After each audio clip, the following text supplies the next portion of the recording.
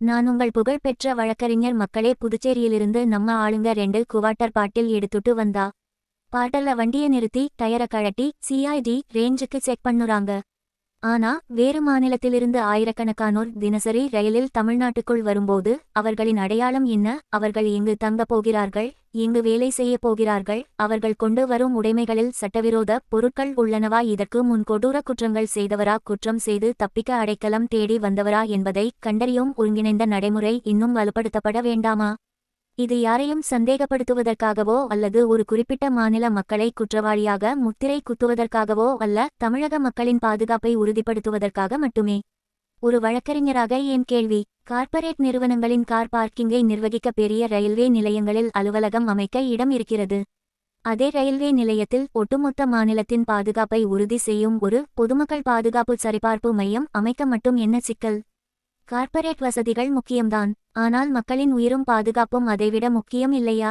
மின்விளக்கு லாஜிக்கும் சட்டமும். தமிழ்நாட்டில் வேலைக்கோ தங்கவோ வருபவர்கள் தங்களின் அடையாள ஆவணங்கள், தங்கும் முகவரி, வேலை வழங்குபவர் உள்ளிட்ட விவரங்களை சட்டப்படி பதிவு செய்யும் நடைமுறையை ரயில் நிலையங்களிலேயே வலுப்படுத்த வேண்டும்.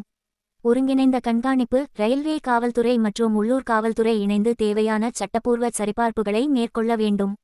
சரிபார்ப்பதற்கான அடையாள அட்டையும் தர வேண்டும். இதன் மூலம் குற்றச்செயல்கள், போதைப்பொருள் கடத்தல், சட்டவிரோத ஆயுதங்கள் போன்றவற்றை ஆரம்ப நிலையிலேயே தடுக்க முடியும்.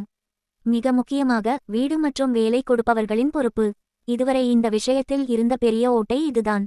இனிமேல் காவலர்களால் கொடுக்கப்பட்ட முறையான அடையாள அட்டையை சரிபார்க்காமல் யார் என்றே தெரியாத நபர்களுக்கு வீட்டை வாடகைக்கு கொடுக்கும் உரிமையாளர்களும் வேலை கொடுக்கும் நிறுவனங்களும் தான் முதன்மை பொறுப்பாளர்கள்.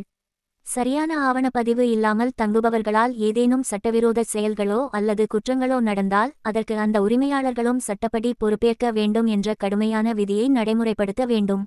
அப்போதுதான் இந்த திட்டம் முழுமையடையும். மாற்றத்திற்கான நேரம். கடந்த காலங்களில் இந்த துறையில் இன்னும் வலுவான நடைமுறைகள் உருவாக்கப்பட வேண்டிய தேவை இருந்தது என்பது பலரின் கருத்து. அதன் விளைவாகவே சில குற்றச்சம்பவங்களையும் நாம் பார்க்க நேரிட்டது. இனி அந்த குறை தொடராமல் தற்போதைய அரசு பொதுமக்களின் பாதுகாப்பை முதன்மையாக கொண்டு ரயில்வே காவல்துறை மற்றும் தமிழக காவல்துறையை ஒருங்கிணைத்து இந்த பயனுள்ள நடைமுறையை உடனடியாக உருவாக்க வேண்டும். உங்கள் கருத்து என்ன? அரசும் காவல்துறையும் இணைந்து இந்த பாதுகாப்பு நடைமுறையை உடனடியாக கையில் எடுக்க வேண்டும். முறையான சரிபார்ப்பு மையம் அமைப்பது மற்றும் வீடு, வேலை கொடுப்பவர்களை பொறுப்பாக்குவது குற்றங்களை குறைக்க உதவுமா? ஒரு குடிமகனாக இந்த சமூக பாதுகாப்பு திட்டத்தை பற்றி நீங்கள் என்ன நினைக்கிறீர்கள்? உங்களுடைய கருத்துக்களை கீழே உள்ள கமெண்ட் பகுதியில் பதிவு செய்யுங்கள். இந்த விழிப்புணர்வு பதிவை அனைவருடனும் பகிர்ந்து கொள்ளுங்கள்.